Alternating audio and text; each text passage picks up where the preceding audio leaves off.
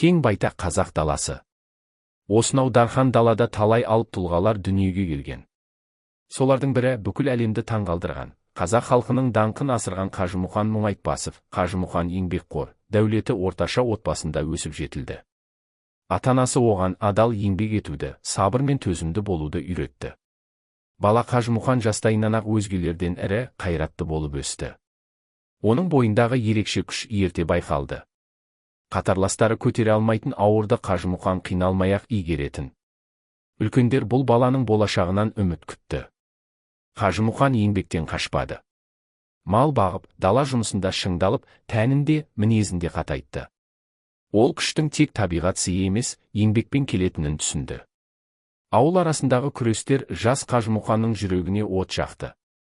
Балуандардың айқасын көрген сайын, оның бойындағы намыс оянды. Күрес оның тағдырына айнала бастады. Алғаш рет белдесуге шыққанда, Қажымұқан қарсыласын алып ұрды. Бұл оның алғашқы жеңісі еді. Ауыл адамдары жас балуанға сүйсіне қарады. Бірақ Қажымұқан мұнымен тоқтап қалмады. Ол үлкен мақсатты көздеді. Іштей, күшімді ел игілігіне жұмсаймын деп серт берді. Осылайша Қажымұқан туған жерінен алыс сапарға аттанды. Алда белгісіз жол, бейтаныс елдер күтіп тұрды. Бірақ оның жүрегінде қорқыныштан гөрі сенім басым еді. Үлкен қалалар, үлкен ареналар. Түрлі ұлттың, түрлі елдің балуандары. Қажымұқан олардың арасында да қайсарлығымен көзге түсті. Белдесулер оңай болған жоқ. Қарсыластары мықты, айлакер еді. Бірақ Қажымұқан әр күреске бар күшін, бар жігерін салды. Шешуші сәттерде оның рухы жеңіске жетеледі.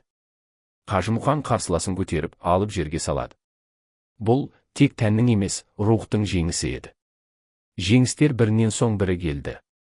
Қажымұқанның есімі әлемге тарады. Ол қай елде күреспесін, жүрегінде бір ғана ой болды, қазақ халқының абыройын асқақтату. Даңққа бөленсе де, Қажымұқан қарапайым қалпынан айнымады. Еліне оралып, халқымен бірге болды, жастарға үлгі көрсетті. Ол күшті мейіріммен, даңқты адамгершілікпен ұштастырды. Қажымұқан тек балуан емес.